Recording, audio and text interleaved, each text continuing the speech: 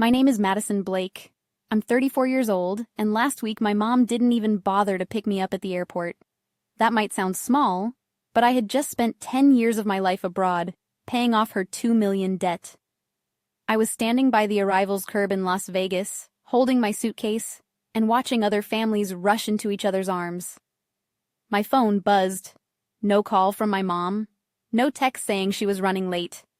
Just a Facebook notification. At the top of my feed was a photo of my mom and my little sister on a beach. Drinks in their hands, matching sunglasses on. Her arm wrapped around my sister like she was the only child that mattered. The caption hit harder than the jet lag. Mom's precious daughter. Something in me went very, very quiet. 10 years of double shifts and sending money home so they wouldn't lose, the house suddenly looked different in my head. Like I'd been watching the wrong movie the whole time. I scrolled through the comments. Heart emojis. You deserve this getaway. Cutest duo. Nobody in that post knew who had actually paid for that trip. I slipped my phone to my ear, called my bank's international line, and said just 6 words. Cancel every card in her name. 10 minutes later, my mom finally called, voice shaking, saying they were accusing her of fraud, and her card was locked, begging me to fix it. I took a breath and answered, calm and flat. This is happening because you earned it. If you've ever felt used by your own family, you won't want to miss how I finally turned the tables. Stay with me until the end to hear exactly how the payback played out. By the time I was standing outside that airport, I had already lived through a whole lifetime of being the responsible one. I grew up in Dallas, Texas. Back then, my mom was different. She packed my lunches, showed up to school plays, and worked as a receptionist at a dentist office. My dad was a mechanic who smelled like oil and coffee and always said the same thing when he came through the door. As long as we stick together, we will be fine. For a while, we were. It changed slowly, the way most bad things do. First, my dad got sick. He went from being the strongest person I knew to someone who had trouble walking from the bedroom to the kitchen without stopping to catch his breath. Hospital bills ate through whatever little savings my parents had. The house that used to feel solid started to feel like it was built on sand.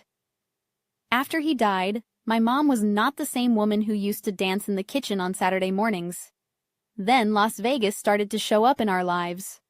When I was in high school, she announced that we were moving to the outskirts of Las Vegas. She said there were more job opportunities there, and that a fresh start would be good for all of us. I did not realize that being close to casinos was part of the plan. In Vegas, the sun felt harsher, and the city was louder.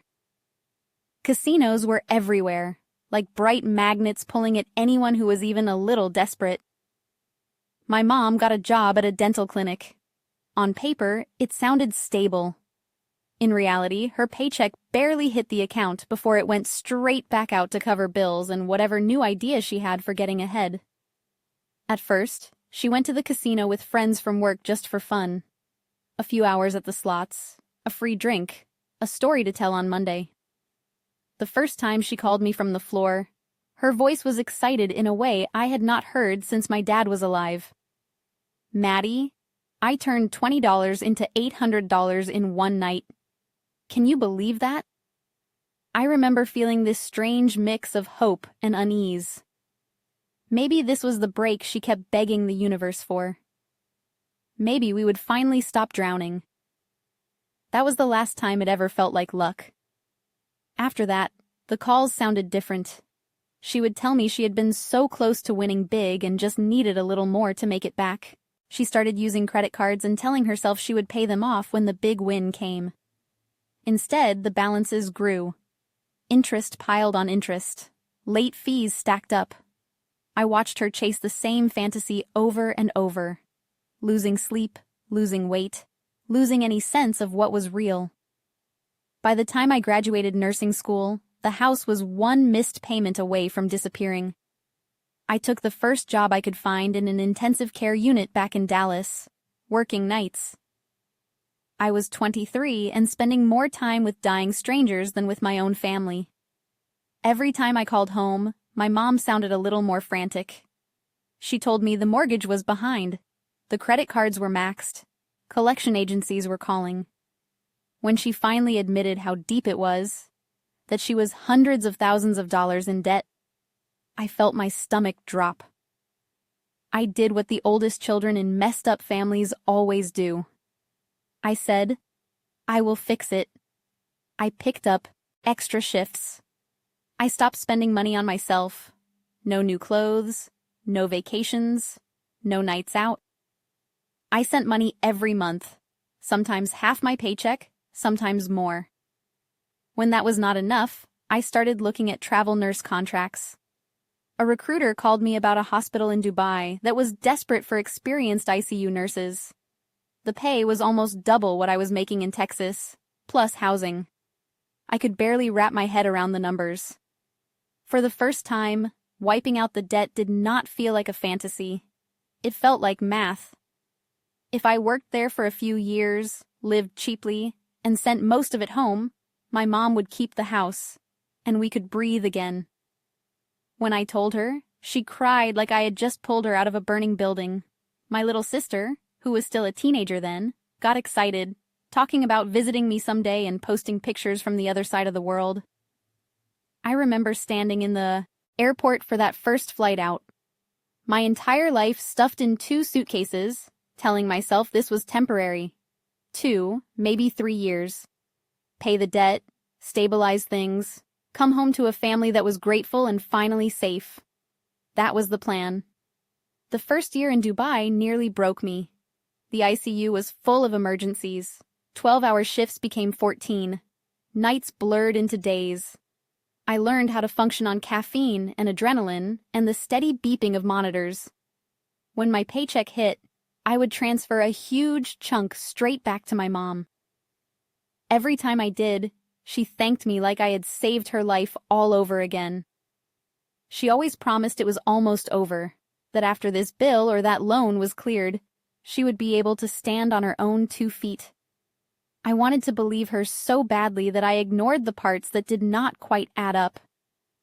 The quick trips she kept taking with my sister, the new phone my sister posted online, the way the total debt never seemed to go down as fast as the money I was sending out. Whenever I asked why things were still so bad, my mom had an answer ready. There was always a medical bill I had not heard about, a home repair that had gone wrong, some new fee from the bank. She made the debt sound like a living thing that kept growing no matter what she did. Meanwhile, my sister started posting more polished pictures, new sneakers, weekends in Los Angeles for some event, manicures that probably cost more than I spent on groceries in a week. Then it was poolside photos at resorts, hotel rooms with city views, party outfits, and little captions about working hard and playing harder. Every time I saw one of those posts, I told myself a story about how she was paying for it. Maybe she had a part-time job I did not know about. Maybe brands were sending her things for free. Influencers get stuff comped all the time, I thought. It was easier to believe that than to imagine my mom taking the money I bled for and pouring it right back into the same hole that had almost swallowed us. In the rare weeks when I was not drowning at the hospital, I would sit at my small kitchen table in Dubai and open a spreadsheet on my laptop. I listed out every transfer I had made, every promise my mom had given me, every rough number she had thrown at me for how much was left. On paper, it looked like we should have been close to the finish line. But the way she talked, it was like we had barely taken a step.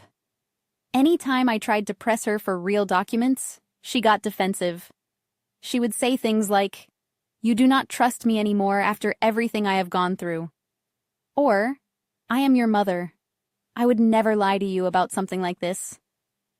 The guilt hit me every single time. I would back off, close the spreadsheet, and tell myself to just keep my head down and keep working. That became my whole identity. Not Madison the person, not Madison the nurse, not Madison with hobbies or relationships, just Madison the daughter paying for everyone else. I did not realize it yet, but that was the first part of the damage. The money hurt. The sleepless nights hurt. but losing the sense that I was allowed to live a life of my own. That was the part that would take the longest to fix. The first real crack showed up on a night that should have been like any other.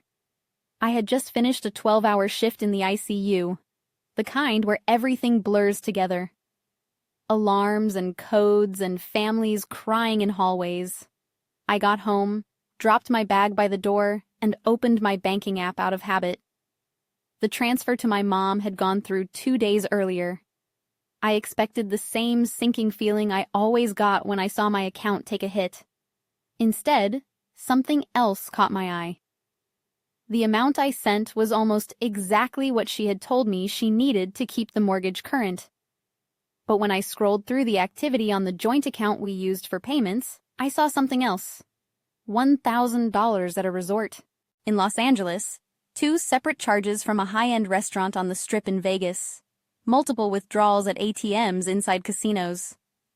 I stared at the screen, replaying our last phone call. She had cried about the bank being on her back, about late fees, about losing the house if we did not catch up this month. She had never once mentioned a trip. I told myself there had to be an explanation. Maybe the resort charge was a mistake. Maybe my sister was paying my mom back. Maybe. The next day, during a rare, slow moment at the nurse's station, I brought it up with Ethan. He glanced at my phone, frowned for half a second, then asked the question I had been avoiding. Do you have actual statements for the debts you are paying off, or just what your mom tells you? The answer made me feel stupid as soon as I said it. Mostly what she tells me. I could hear how naive it sounded. Ethan did not make me feel bad, which somehow made it worse. He just nodded slowly and asked if I wanted help pulling everything together. That night, we sat at my tiny kitchen table, my laptop between us, my stomach twisted into knots. Ethan showed me how to log into my credit report, how to look up open accounts and their balances. I expected to see a couple of credit cards, maybe a loan, all under my mom's name with me only helping indirectly. Instead, I saw accounts under my name that I did not recognize, store cards I had never applied for, a line of credit opened 3 years ago with an address in Las Vegas, and a phone number that was not mine. I scrolled silently while my pulse hammered in my ears. There is no way this is right, I said. I do not even live there. Ethan leaned closer, reading the screen. The Social Security number is yours, Maddie, he said quietly. Someone used your identity to open this. You need to call the bank. My first reaction was not anger. It was denial. There had to be some mix-up, some clerical error. I told myself maybe the system autofilled my information because I was a cosigner on something. I called my mom, my hands shaking. Hey, she answered way too cheerful. How is my world, traveler? I did not bother with small talk. Mom, did you open any accounts in my name? There was a beat of silence, a small crackle on the line. What are you talking about? She said, her voice careful and light. I explained what I was seeing. The accounts, the Vegas address, the phone number. She laughed it off at first, said credit reports were never accurate, that I was overreacting. When I did not back down, her tone changed. Why are you accusing me like I am some kind of criminal? She snapped. After everything I have been through, after everything I have done for you, the guilt rushed in on cue. This was our script. I ask a reasonable question. She turns it into a personal attack. I end up apologizing, but this time something inside me resisted. I am not accusing you, I said slowly. I am asking, because it is my name on this debt. If something happens, they come after me. She started crying so loudly I had to pull the phone away from my ear. You do not understand what it is like here. She sobbed. I am drowning, Maddie. I have been doing my best. Those accounts are probably just how the bank restructured things. They told me it was just paperwork. They said it was the only way to keep us afloat. Her words came out in a rush. half explanation, half manipulation. The phrase us floated in the air between us. Us never seemed to include me when there was happiness to be had. Us only showed up when she needed something. After the call, I sat in silence for a long time, staring at the ceiling of my little apartment. Ethan texted from his place down the hall.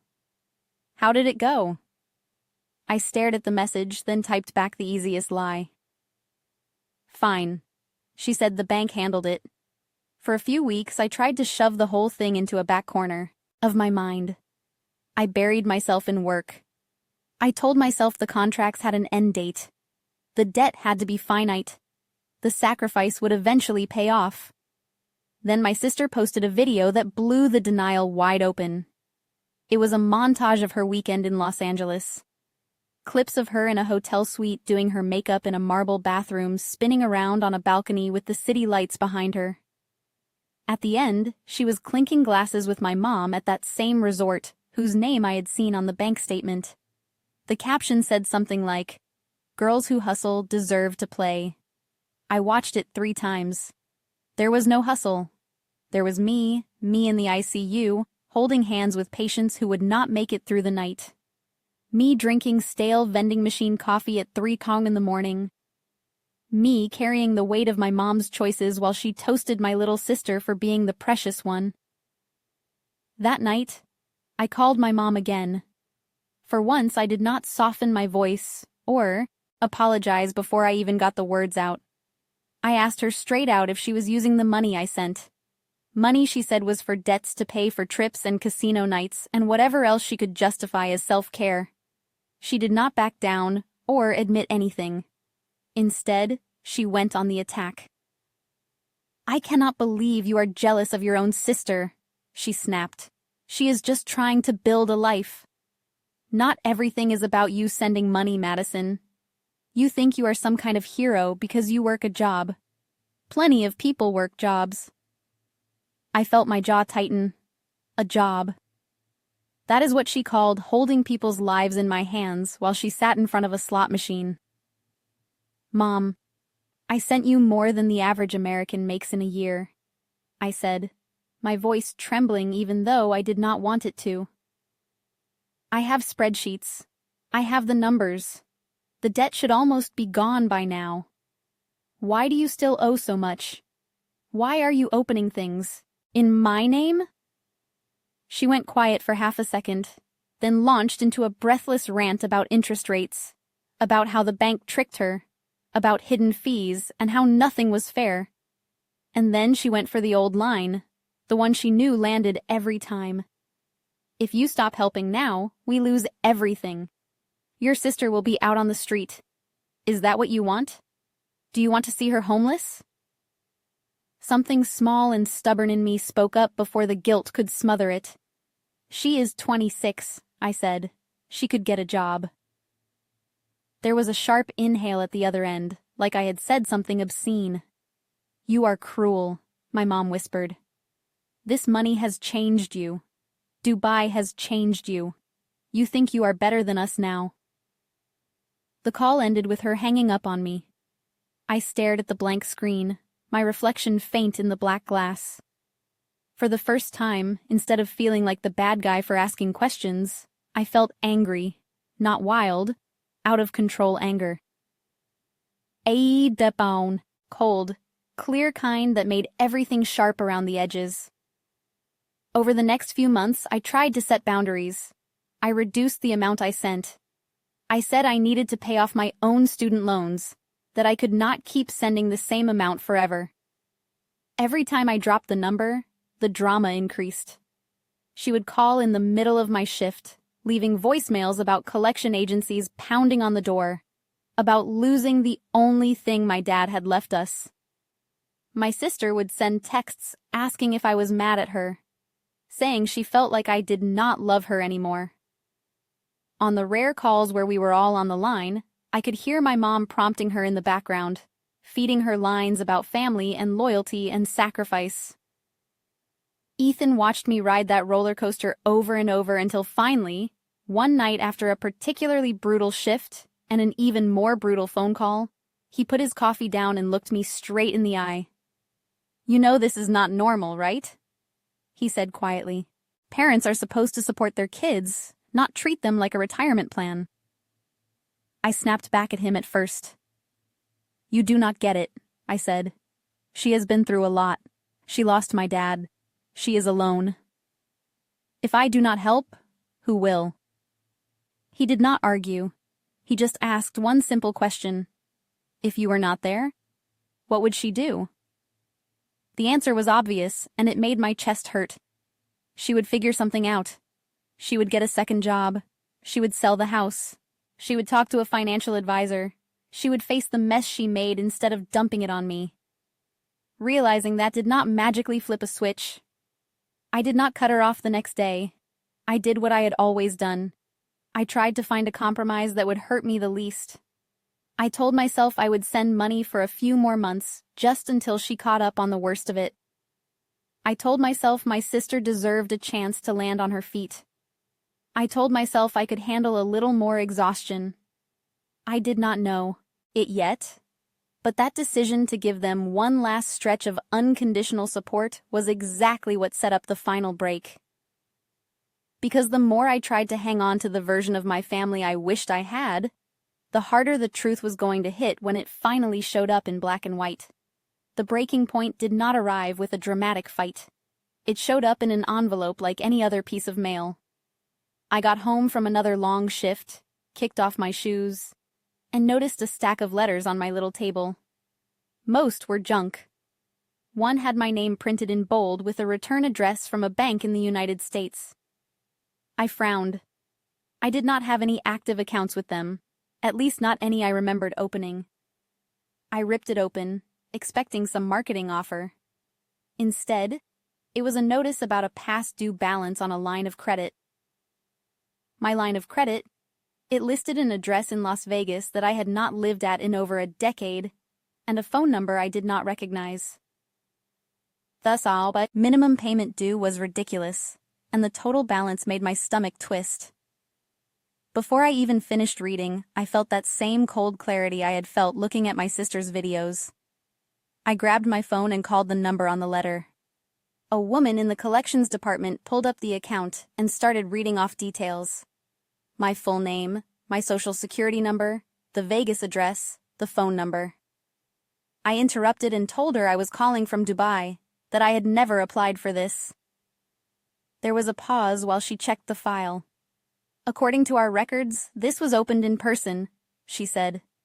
"Application signed 3 years ago. Do you recognize the co-signer on the mortgage listed here?" My heart dropped. She read my mom's full name. I hung up the phone without saying much of anything. For a full minute, I just stood there in my kitchen, letter in one hand, phone in the other, feeling like the floor had shifted under me. Ethan walked in with takeout a few minutes later. One look at my face and he set the food down without a word. I handed him the letter. He read it twice, then looked up at me. "Madison, this is identity theft," he said quietly. "This is not a misunderstanding. Someone used your information." We both knew who that someone was. I called my mom. She answered on the second ring, sounding distracted and annoyed, like I had interrupted something fun. "Hey, can I call you back?" "I am about to head out," she said. "Out where?" I asked. There was music and chatter in the background. Somewhere loud. "It does not matter," she snapped. "What is going on? You sound weird." I took a breath. "Did you open a line of credit in my name 3 years ago?" The silence that followed said more than any words could have. When she finally spoke, her voice was sharp. "I cannot believe you are throwing that in my face." She said the bank man said it was just paperwork. They told me we needed another account to consolidate everything. I only did it so we would not lose the house. "You act like I did it for fun." I pictured her sitting behind some desk at the bank, nodding along while a loan officer slid paperwork across the table and her thinking, "If I just write Madison's name, this whole mess goes away." Except the mess never went away. It just got transferred. Mom, that is not just paperwork, I said, my voice shaking. That is my life. That is my credit. If I ever want to buy a house or a car or even get a basic loan, they are going to look at this. You did not even ask me. She started to cry right on cue. I was desperate. She said, "You are not here. You do not understand how scary it is when collectors show up at your door." I did what I had to do for this family. That phrase again, for this family. It had become a shield she hid behind whenever I got too close to the truth. This was the first time I did not let it work. I am part of this family.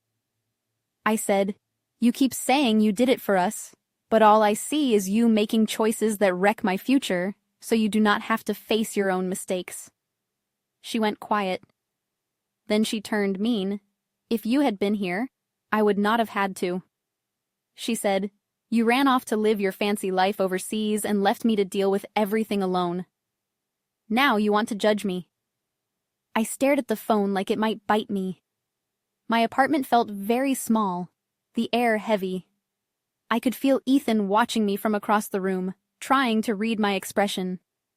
I ended the call before she could twist the knife any deeper. For the next few days, I moved through the ICU like a ghost. I still did my job. I still hung medications and calculated drips and charted vital signs. But in my head, numbers kept running on a different loop. The thousands I had sent, the balances that never went down, the debts opened in my name. The truth was simple and ugly. My mom had not just taken advantage of my help. She had taken my identity and used it like a spare credit card. One night, after a code that did not end well, I sat in the staff lounge staring at a vending machine sandwich I had no appetite for. Ethan sat beside me, leaning back in his chair.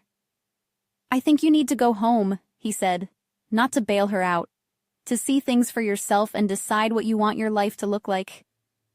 The idea of going home hit me harder than I expected. I had not been back to Las Vegas in almost 10 years. Everything I knew about my family was filtered through phone calls and social media. Part of me had kept it that way on purpose. Distance made it easier to believe the stories my mom told. But now there was a letter on my table and an account on my credit report that said distance had not protected me at all. It had only made it easier for her to cross lines without having to look me in the eye. I started running the math in my head. I could take a leave from the contract. I had saved enough to afford a trip home, and a few months without sending money. It would cost me, but not as much as staying in this limbo forever. When I called my mom and told her I was thinking about coming home for a while, her reaction was immediate and wild. "Are you serious?" she said, her voice soaring. "Oh my God, Maddie, that would be amazing. We could finally be a family again. Your sister will be so excited." She launched into a breathless vision of us having dinner around the table, going to shows on the Strip, her introducing me to her friends like we were just another normal family with normal problems. No mention of the letter, no mention of the line of credit, no mention of the fact that my savings and my credit had been used like a bandage on a wound she refused to stop reopening. I listened, feeling both pulled in and repulsed. A part of me still wanted that picture, the one where I walked out of the airport into my mom's arms, and everything felt simple for once. Another part of me knew that was never going to happen unless I stopped pretending already. We picked a date together. I booked the flight as soon as I got off the call, watching the confirmation email hit my inbox. 10 years of missed birthdays, missed holidays, missed ordinary days were all going to collide into one arrival. In the weeks leading up to the trip, my mom called more than usual. She sent me links to houses for sale that she claimed we might be able to afford someday if we kept working hard. She talked about redecorating my old room, about how we would stay up late drinking wine and talking. Her words painted over the rot, but underneath I could still smell it. My sister started messaging me, too, sending selfies, asking what outfits she should wear to pick me up from the airport. I tried to answer like nothing was wrong.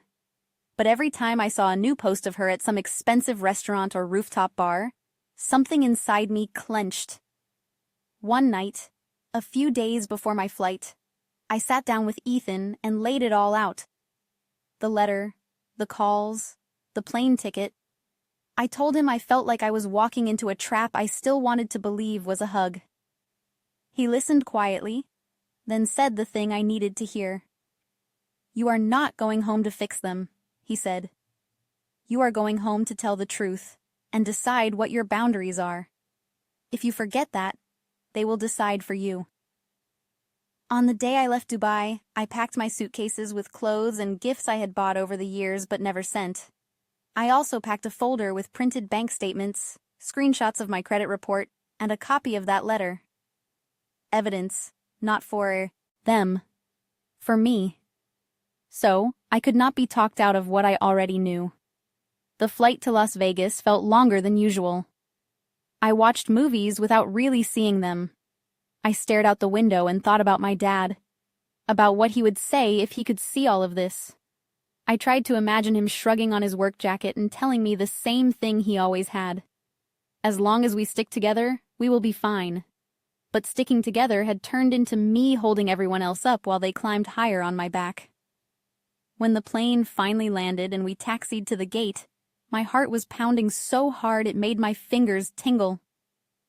I grabbed my bag from the overhead bin, moved with the slow crowd through customs and down the escalators, feeling like I was walking towards some version of my life I had not met yet.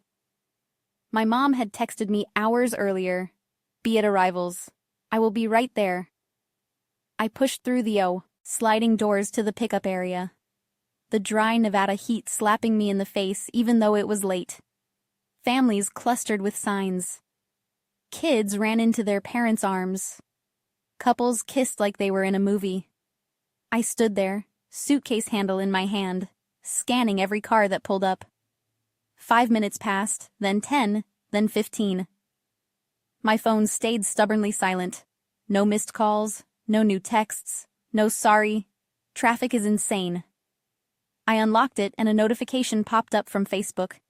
I tapped it without thinking. At the top of my feed was a new post from my mom. She and my sister were at a resort pool lit by soft lights, drinks in their hands, laughing at something just outside the frame. The location tag was a hotel a few hours away, nowhere near the airport. The caption was simple: "Mom's precious daughter." Looking at that photo, standing outside the airport with my suitcase and my folder of evidence, something inside me finally stopped trying to explain everything away. The story shifted in my head, and this time I saw it clearly. The moment the story finally made sense, it stopped hurting in the same way. Standing there outside the airport, staring at that picture of my mom and my sister at the pool, I felt something inside me go still. Not numb, not confused, just still. 10 years of stories and excuses collapsed into one simple fact. I was not family. I was funding. I tightened my grip on my suitcase handle, looked away from my phone, and for the first time in a decade, I did something purely for myself.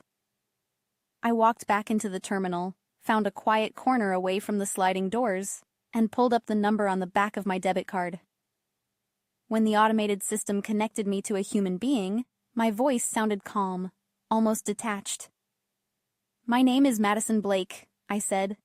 "I need you to cancel every card and freeze every line of credit connected to my social security number and my mother's name." The woman on the other end asked me to verify my information. I gave her everything she needed, then told her about the letter, the Las Vegas address, the accounts I had never opened. There was a pause, then a change in her tone that I recognized from my own job.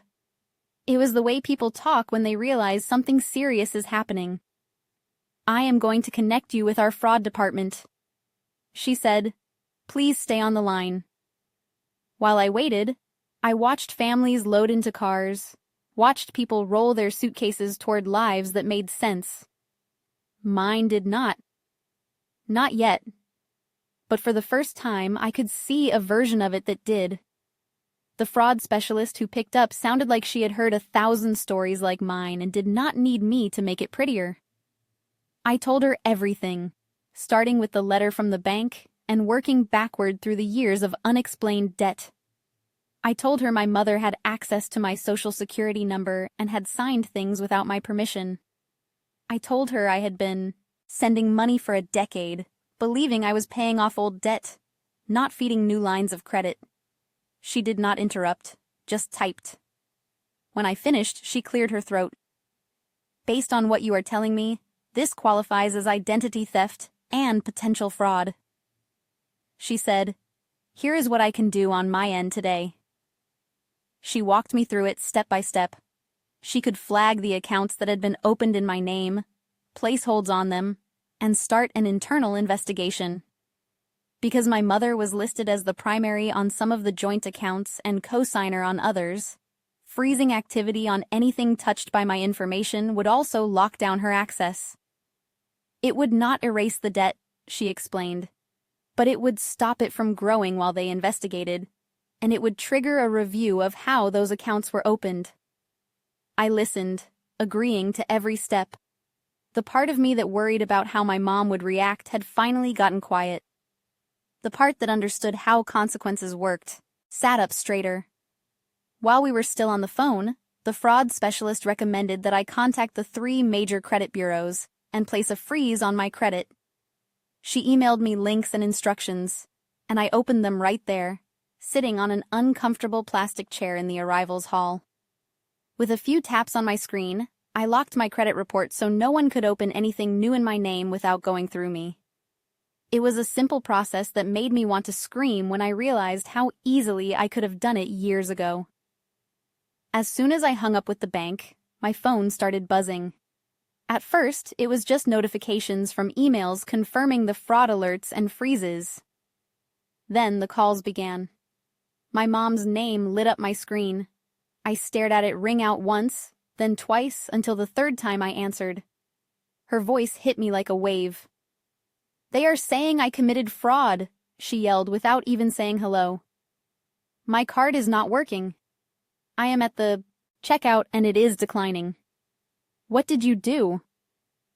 The noise behind her told me she was somewhere public, somewhere bright and loud where she was used to swiping a card and having it approved without thinking. I kept my tone flat. "I reported the accounts you opened in my name," I said. "The bank is investigating. They froze everything tied to my social." She did not ask if I was okay. She did not ask where I was. She did not ask if my flight had landed. She went straight to panic and blame. "How could you do this to me?" she cried. "Do you have any idea what you have done? I cannot pay for the room. I cannot get cash. They are saying I might have to talk to some investigator. You need to call them back and fix this right now." In the past, that tone would have triggered an automatic response in me. Fix it. Apologize. Send more. Sacrifice a little bit more of myself to calm her down. This time, the feeling that rose in my chest was different. It was a tired kind of anger that felt almost like relief. "No," I said. "I am not fixing this. You did this. I am just refusing to cover it up for you anymore." She switched gears so fast it gave me whiplash. She went from furious to pleading in a breath. "Maddie, please," she said, her voice breaking. "You know, I did not mean for it to get this bad. I just needed help. I thought I could win it back. I thought if I could just get ahead one time, I would pay it all off and you would never even feel it. They are going to take everything. I could lose the house. I could go to jail. You cannot do this to your own mother." I closed my eyes and pictured my dad's face, then pictured the letter with my name on it. "You already did it to your own daughter," I said quietly. "I am just choosing not to be your shield anymore." I hung up before she could say anything else. My hands were trembling, but it was not from guilt this time. It was from the shock of hearing my own words and realizing I meant every one of them. Ethan was waiting when I stepped outside to the pickup zone again, this time with no illusion that my family would appear.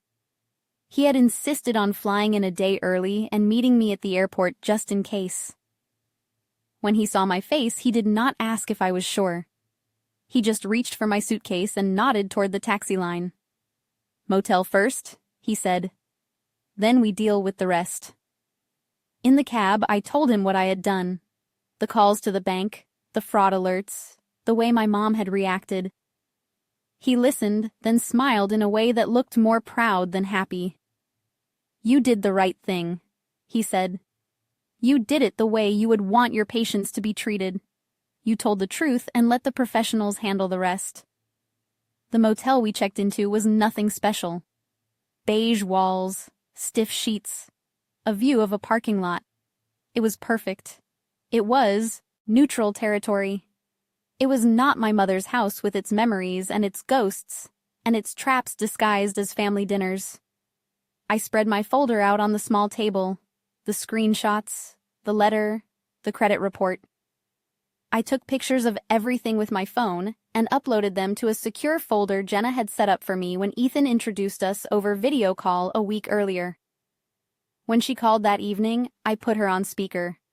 She talked me through the next steps in the same way I had talked families through bad news in the ICU. Calm, clear, practical. We would file an identity theft report with the Federal Trade Commission. We would send certified letters to each bank involved disputing the fraudulent accounts and demanding documentation. We would notify local law enforcement in Las Vegas so there was an official record. It would be a process measured in months, not days, she warned me. But starting it now was the only way to protect myself long term. And there was one more thing. Because my mother was the one who had used my information, and because she had benefited financially, any serious investigation could circle back to her. Depending on what the banks and the police found, she could be charged with fraud, or at least face serious civil penalties. "Are you prepared for that?" Jenna asked.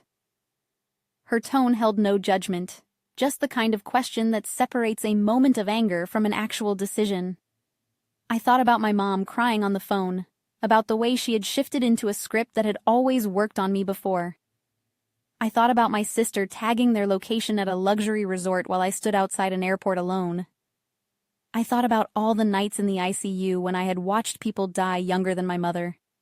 People who would have given anything for more time with their kids and had not used that time to turn their children into human credit lines. "Yes," I said. "I am prepared."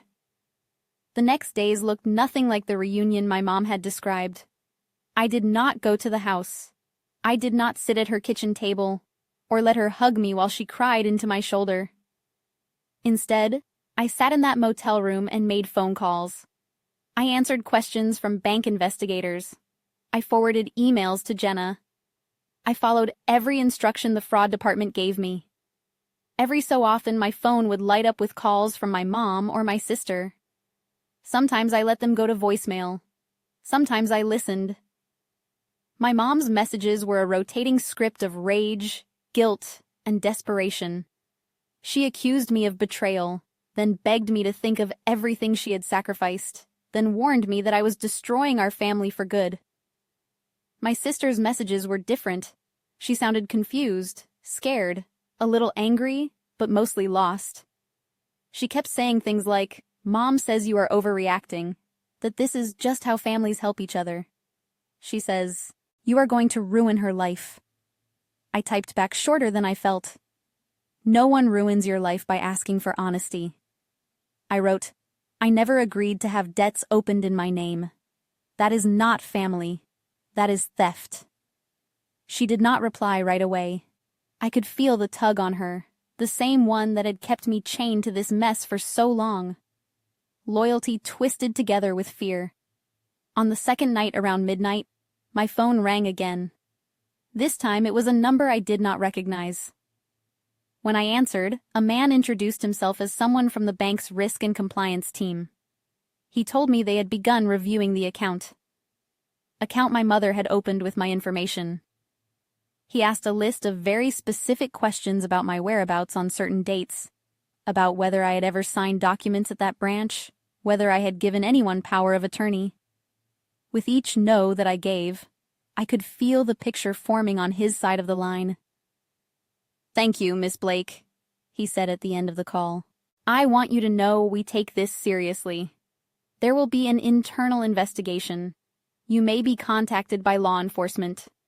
Until this is resolved, your mother will not have access to the accounts tied to your information." When I hung up, the room was quiet except for the low buzz of the air conditioner. I looked around at the mismatched furniture, the thin curtains, the cheap art on the walls. It should have felt depressing. Instead, it felt like the safest place I had been in years. Not because it was nice, but because, for once, every bill attached to this room had my name on it, and only my name. No one was hiding behind me. No one was twisting it into a favor I owed them. My mom wanted me to come home so I could keep being her safety net. Instead, I had landed and cut the net away. I did not know exactly what the fallout would look like yet. I just knew that for the first time, whatever happened next would not be written entirely by her. Otherwise, fallout did not happen overnight. It never does in real life. It did not look like a single dramatic scene where a judge slammed a gavel and my mother was hauled away in handcuffs. It came in waves, slow and relentless, the way hospital bills had once come for my dad. At first, the changes were almost invisible. The bank stopped calling me and started calling her. Letters with my name on them were corrected, accounts marked as disputed, investigations noted on my file. Jenna sent me updates explaining in that calm lawyer voice what the banks were doing, what the credit bureaus had adjusted, what protections were now in place. Every time I got an email confirming that another fraudulent account had been taken off my credit report, I felt lighter, like I was cutting off one more weight I had been dragging behind me for years. The calls from my mom, on the other hand, got louder. She left long voicemails about talking to bank investigators, about them asking questions she did not want to answer, about how humiliating it was. She said things like, "They are treating me like a criminal, Maddie, like I am some kind of scammer. I always helped people. I am a good person. You know that." I listened to those messages exactly once each and then archived them. For the first time in my life, I let her discomfort stay her problem. My sister's tone shifted too. At the beginning, she echoed my mom, telling me I was overreacting, that I was making things harder than they needed to be. But as the weeks went on, and the cards stopped working, and the trips stopped happening, reality started catching up to her too. One night, about 2 months after I arrived in Vegas, she called me instead of just leaving a message. I was back in Dubai by then, having finished out the last part of my contract after a quick trip to the States to sign some paperwork and meet Jenna in person. I almost let the call go to voicemail, but something made me swipe to answer. "Hey," she said, and for once she sounded like the kid who used to crawl into my bed during thunderstorms, not the influencer who curated her life for strangers. "I heard you were in town. You did not come by." The guilt tried to flare, but I kept it in check. I had gone to Las Vegas for 3 days. In those 3 days, I had sat in a small office with Jenna, signed affidavit, given a statement to a detective who barely looked old enough to rent a car, and walked past the house I grew up in without going inside. I had seen my mother's car in the driveway, seen the curtains move like someone was watching from behind them. I had kept walking. "I know," I said. I was there for meetings. I could hear her breathing on the line, searching for words. "Mom says you are trying to get her arrested," she blurted out. "Mom says you reported her and now the banks are going after her for fraud. Is that true?" I took a deep breath. I reported accounts that were opened in my name without my permission, I said. The banks decided what to do with that information. Your mom. She corrected without thinking, then winced. Our mom. I heard the slip and let it hang there for a moment. I did not correct her. I told her what I had not told my mother.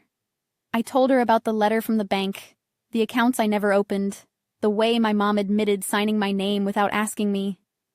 I told her about the years of transfers and the debt that never actually shrank. She went quiet in a way that told me she had known pieces of this all along, but had never let herself connect them. I thought she had it under control. She said finally, her voice small. She always said she would pay it back. She always said you knew. I closed my eyes, leaning my head back against the wall. That is the thing about lies, I said. They sound a lot like the truth when you hear them enough times. After that, the news came in bits. A text from my sister saying the house had officially gone into foreclosure. An email from Jenna explaining that my mother had agreed to some kind of plea deal for the fraud charges the bank pursued. No prison time, but probation, mandatory counseling for gambling addiction, and restitution payments that would follow her for years. A voice message from my mom, one of the last I listened to, in which she swung between blaming me and blaming the bank, and then very briefly blaming herself. I never heard her say the words "I stole from you." What she said instead was, "I just borrowed. I thought I would fix it." It sounded almost worse. While all of that was unfolding in Nevada, my life was quietly rearranging itself. I finished my final contract in Dubai and turned down the renewal. The money was good, but I was done building a life around other people's emergencies, both at work and at home. I applied for ICU positions back in the States, carefully, choosing cities where I had no family within driving distance. I landed a job at a hospital in Denver, a place with mountains instead of neon, where the only lights at night came from houses and street lamps, not casinos trying to lure you inside. The day I signed the lease on a small apartment there, entirely in my own name, with my income and my cleaned-up credit report, I sat in my car and cried.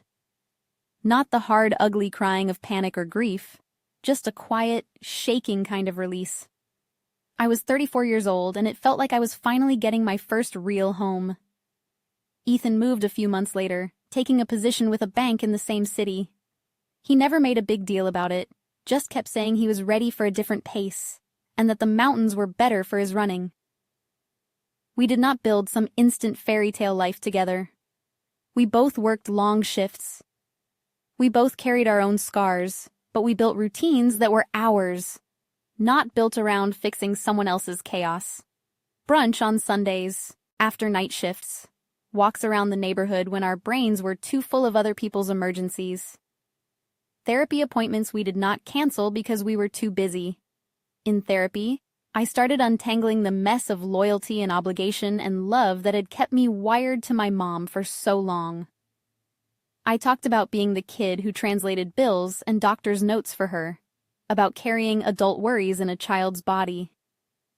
I talked about how she could be warm and funny and generous, and then turn sharp and cruel the second anyone questioned her choices. My therapist gave it names I had never let myself use. Parentification, financial abuse, emotional manipulation. None of those terms changed what had already happened, but they made sense of why it had felt the way it did. Naming things made them easier to put down. My mom tried calling a few more times in those early months. Eventually, instead of letting it go to voicemail, I answered one of them. I was sitting on the floor of my half-unpacked living room, surrounded by boxes and the smell of fresh paint. She did not start with hello. She started with "They took the house." "Are you happy now?" My chest tightened, but my voice stayed steady. "No," I said. "Losing the house does not make me happy. It makes me sad that it came to this, but I am not the one who gambled it away." She launched into the familiar script, blaming the casino, the bank, the economy, a bad streak of luck. I let her talk until she ran out of breath. When she finally went quiet, I said what I had rehearsed in my head for weeks. "I am not sending you any more money, Mom. I am not co-signing anything. I am not letting you use my credit or my name ever again. I hope you take the counseling seriously. I hope you get better, but I am done rescuing you." There was a long pause. For a second, I thought the line had gone dead. When she finally spoke, her voice was smaller than I had ever heard it. "So that is it," she said. "After everything I have done for you." I thought of the lunches she packed when I was little, the way she cheered at my school plays, the way she held me when my dad died. Then I thought of the signatures forged in my name, the sleepless nights, the way she had stood me up at the airport to go drink by a pool. Both versions of her were real. The mistake I had made for years was believing that the loving parts canceled out the harm. They did not. They just made it more confusing. "I am grateful for the good things," I said. "I really am. But they do not erase the damage. I cannot keep pretending they do." She did not respond to that. She just cried quietly for a moment, then hung up. That was the last time we had a real conversation. We still exist in each other's lives in small, distant ways. Holiday texts that are more habit than sentiment. Updates passed along through my sister, who has slowly built a real life for herself, doing makeup for weddings and working double shifts at a restaurant when she needs to. She apologized to me in a shaky voice one night over video call, saying she had known something was wrong, but had been too afraid to question the person who paid for everything. I told her I understood, because I did. For a long time, that person had been me. The thing about finally stepping out of a role you were never meant to play is that the world does not end when you put it down. The bills still come. The consequences still land. People complain and sulk and accuse you of not caring, and then slowly they adjust, or they do not. But either way, you stop living on a loop of panic and guilt. One evening about a year after that night at the airport, I was sitting at my kitchen table in Denver with my laptop open. My bank account balance sat in front of me, solid and boring in the best way. My paycheck from the hospital had come in, and for the first time in as long as I could remember, there was no automatic transfer scheduled to leave as soon as it arrived. The money just stayed mine. I could feel the old instinct tug at me, that urge to send a piece of it back home just in case. Instead, I moved a chunk into savings and another into a small travel fund with my name on it, and no one else's. When I closed the laptop, Ethan walked in from a run, flushed and breathing hard. "How does it feel?" he asked, nodding toward the computer. I thought about the airport, about the call to the bank, about the motel room and the folder of evidence and the courtroom where I sat in the back while my mother took a plea. I thought about the quiet nights in my own apartment, the patients I still could not save, the ones I did, the fact that my exhaustion now came from work I chose instead of from debts I did not make.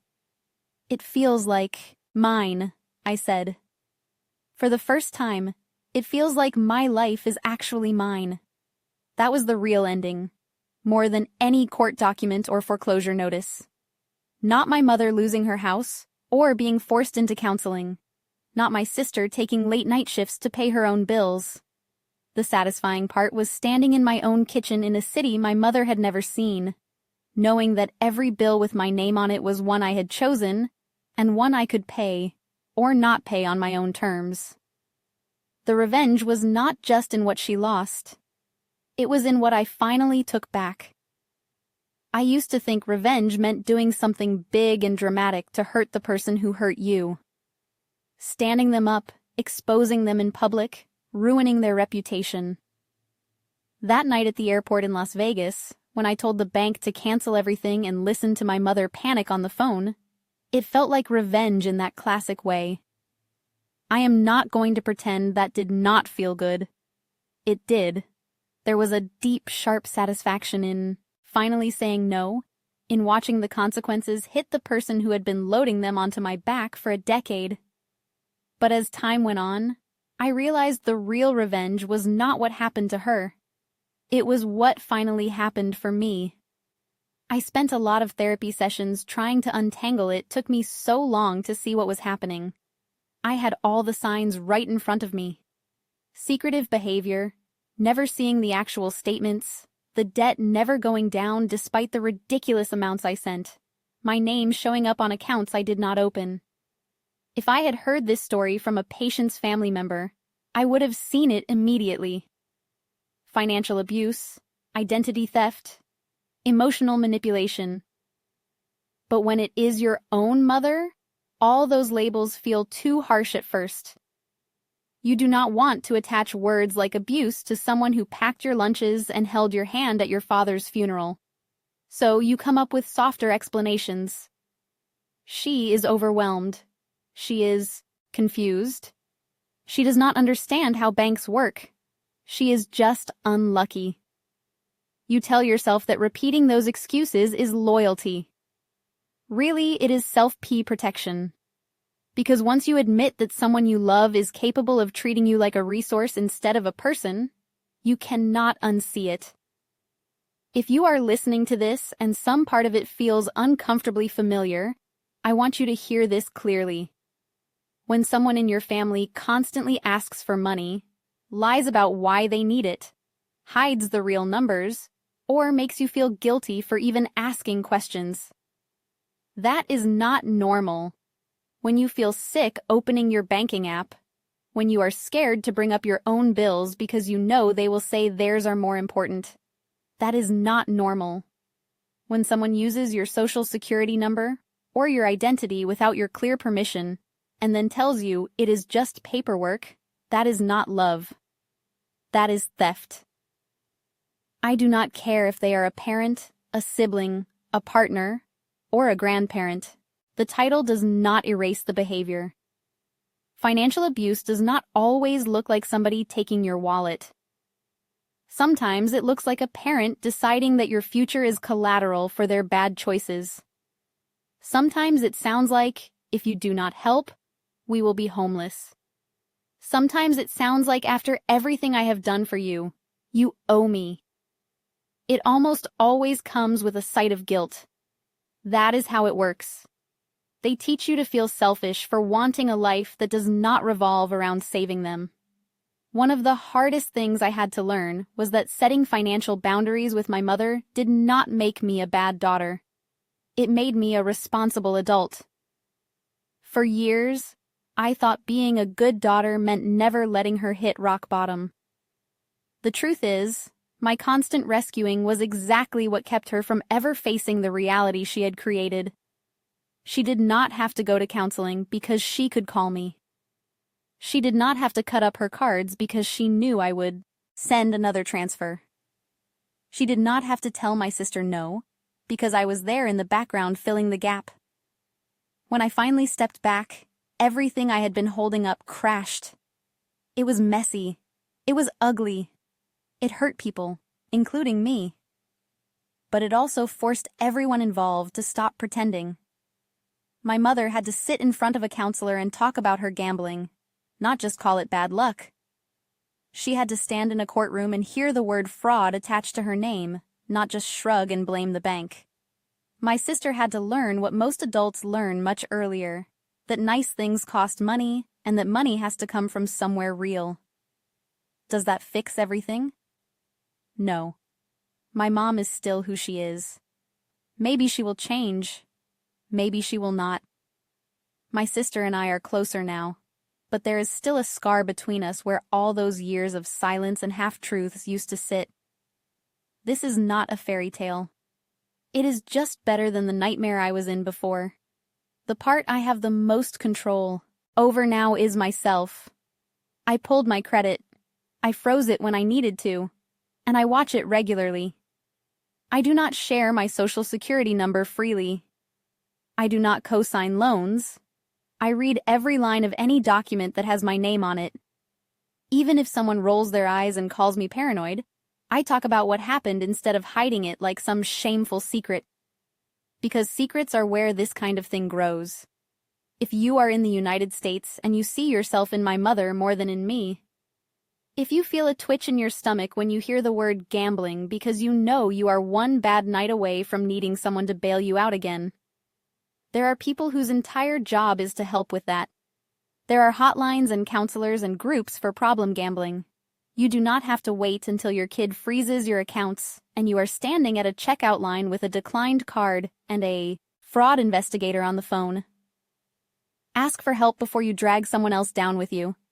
And if you see yourself in me, the child or partner or sibling who has become the unpaid accountant and emergency fund for your entire family, here is what I wish someone had told me a decade ago. You are allowed to ask for proof. You are allowed to see the statements. You are allowed to say, I will help you this one time, but I need to see a plan for how this is not going to happen again. You are allowed to say, no, I cannot do that. Even if they call you selfish, you are allowed to protect your credit, your savings, your future. That does not make you cold. It makes you careful. It might feel cruel in the moment because you have been trained to equate love with sacrifice. But love without any boundaries is not love. It is a racer. You disappear so everyone else can stay comfortable. That is not why you were born. One of the most powerful things I did during this whole mess was talk to a therapist. I know therapy is not available or affordable for everyone, but if you can find a way to talk to a professional or even a trusted friend about what is going on, do it. Not someone who is going to say, well, that is just how family is, but someone who will say, that is not okay, and you deserve better. When you say this out loud, when you lay out the numbers and the lies and the late-night calls, it gets harder to minimize it.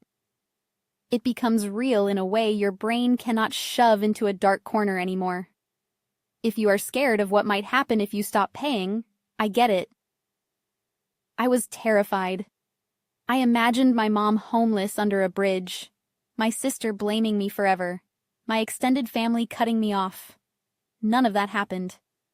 What did happen was foreclosure notices, court dates, counseling sessions, and a lot of angry phone calls. What also happened was that I finally had enough energy and money to build a life that did not revolve around someone else's addiction. I moved. I saved. I slept. I laughed without checking my phone every 5 minutes to make sure no one was in crisis. I started to remember what it felt like to have hobbies. I learned that I liked hiking more than casinos, and that quiet mornings with coffee and silence can feel like luxury when you are used to constant emergency. People love to say that blood is thicker than water. They use it to excuse almost anything. But here is what I know now. Family is not the people who share your DNA. Family is the people who do not turn you into collateral. The people who do not punish you for having boundaries. The people who see you as a person, not a paycheck. In the end, my mom did face consequences. She lost her house. She had to sit in rooms and talk about her gambling. She had to live with a record that will follow her for a long time. There is a part of me that still feels sad about that. She is my mother. I wish she had chosen differently. I wish she had asked for help before stealing from me, before standing me up at the airport to go drink by a pool. But the part of me that stayed in that motel room and made those calls does not regret what I did. That part of me is the reason I am not still stuck in the same loop. If you have been taken for granted by your own family, I am not here to tell you to burn every bridge. I am here to tell you that you are allowed to walk off the bridge they keep building on your back. You are allowed to say, I will not fund this anymore. You are allowed to choose peace over constant panic. You are allowed to build a life where your hard work pays for your dreams, not someone else's addiction. That was my revenge story. Not a dramatic explosion, but a slow, steady reclaiming of everything I had given away without realizing it. Money, time, sleep, self-respect. If you see yourself anywhere in this, I hope you take at least one small step to protect yourself. Pull your credit report, ask a hard question, Talk to someone, set one boundary, and hold it. It might feel like the end of the world at first. It is not. It might be the beginning of getting your own life back. And despite everything, I can tell you this with a straight face. That feeling is worth